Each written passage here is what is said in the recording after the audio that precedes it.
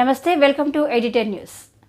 తెలంగాణ రాష్ట్ర ముఖ్యమంత్రి రేవంత్ రెడ్డి, బీఆర్ఎస్ అధ్యక్షుడు ఎమ్మెల్యే కేటీఆర్ వీరిద్దరూ జగమెరిగిన నాయకులే. అగ్గిపుల్ల అవసరం లేకుండానే ఇద్దరి మధ్య పచ్చగడ్డి వేస్తే బగ్గుమంటది. ఇద్దరు కూడా ఉప్పు నిప్పుగానే కనబడుతున్నారు. ఏ చిన్న అవకాశం దొరికినా చాలు ఇద్దరి మధ్య తిట్ల పురాణమే.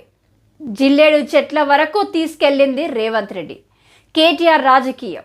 గతంలో అయితే పాలకపక్షమైన ప్రతిపక్షమైన నేతలంతా ఎంత విమర్శించుకున్నా ఆరోగ్యకరమైన వాతావరణం ఉండేది. కానీ ఇప్పుడు ఆ రాజకీయాలను ఊహించుకోవడానికి కూడా కష్టంగా కనబడుతుంది.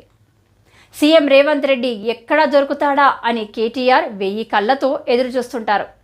కేటీఆర్తో పాటు ఆయన అనుచరులు కూడా సీఎం లక్ష్యంగా మాటలను తూటాలుగా చేసి వదులుతుంటారు. ఏ చిన్న అవకాశం దొరికినా వదిలిపెడతలేరు గులాబీ శ్రేణులు.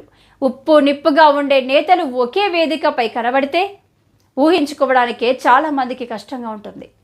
ఇద్దరు ఒకే వేదికపైకి రావడం దాదాపుగా సాధ్యం కాదు. ఊహించని పరిస్థితుల్లో ఒకే వేదికపై సీఎం రేవంత్ రెడ్డి, బీఆర్ఎస్ నాయకుడు కేటీఆర్ కనబడితే చూడడానికి 2 కళ్ళు చాలవు. కానీ నేను చెప్పేదంతా కూడా నిజం కాబోతుంది. ఇద్దరు నాయకులు ఒకే వేదికపైకి రాబోతున్నారు. ఇద్దరు కలవబోతున్నారు. ఇలా చెప్పగానే రాజకీయాల్లో అనేక అనుమానాలు తలెత్తాయి.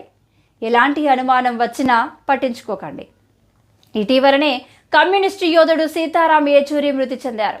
ఆయన సంతాప సభను ఈ నెల 21న హైదరాబాద్లోని బాగ్లింగంపల్లి సుందరయ్య విజ్ఞాన కేంద్రంలో నిర్వహించనున్నారు. ఈ కార్యక్రమానికి సీఎం రేవంత్ రెడ్డితో పాటు కేటీఆర్ను కూడా సిపిఎం పార్టీ ఆహ్వానించింది. ఈ ఇద్దరు ప్రధాన నాయకులు సంతాప సభలో పాల్గొనబోతున్నారని సిపిఎం రాష్ట్ర కార్యదర్శి తమ్మినేని సైతం స్పష్టం చేశారు.